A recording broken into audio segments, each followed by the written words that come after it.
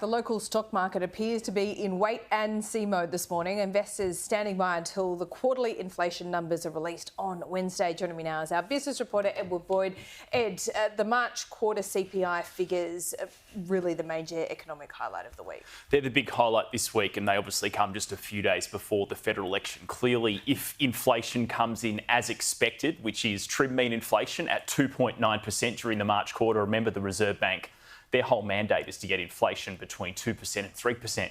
That means if it's within that band, you can lock in an interest rate cut on the 20th of May, which is the next RBA board meeting. We're actually going to get a speech from the Assistant Governor of the Reserve Bank, Christopher Kent, tomorrow, ahead of the inflation numbers coming out on Wednesday. So there's also there's two readings of inflation. There's the trim mean, and then there's underlying inflation. That's expected to be 2.3%. in the March quarter. So inflation clearly on the right track. It is coming down. It's taking a long time to move. We've seen the Reserve Bank already cut rates once on the 1st of April this month. Expect another cash rate cut, Laura, later on the 20th of May. Here's a look at the stock market.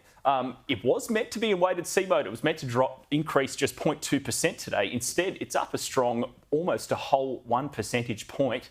We're above 8,000 points for the first time in several weeks. Remember, the market was at all-time record highs at 8,500 points in February, dropped back to 7,500, and it's gaining quite a bit of value, surprisingly, today on a Monday. Okay, yeah, really interesting. All right, well, let's look at, shifting topics just a little bit. Chinese fast fashion brand Shein, which I know quite well actually, has aggressively raised its prices for American customers. American customers. Yeah. This is the start of the implications from President Trump's tariffs hitting big businesses from big countries like China. Remember, the tariff on China is about 145% at the moment. I think for Shein, it's 120%, the tariff, and it's come into effect in the past couple of days. So just as an example, from their top 100 products for home and lifestyle, prices are increasing about 51%.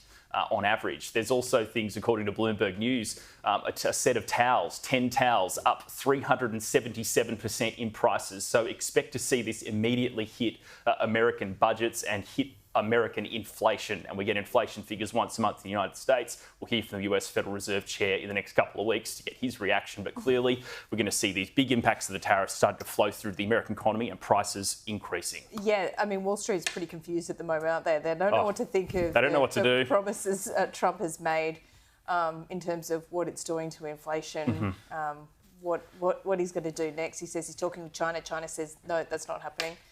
Look, our stock market's actually fared a lot better than the United States over the past month and a half because we seem to have a lot more certainty and we're more insulated from America's economy. Yeah. US is still jumping all over the shop. It is. We'll see you tomorrow, Ed. Thanks, Laura. See you soon.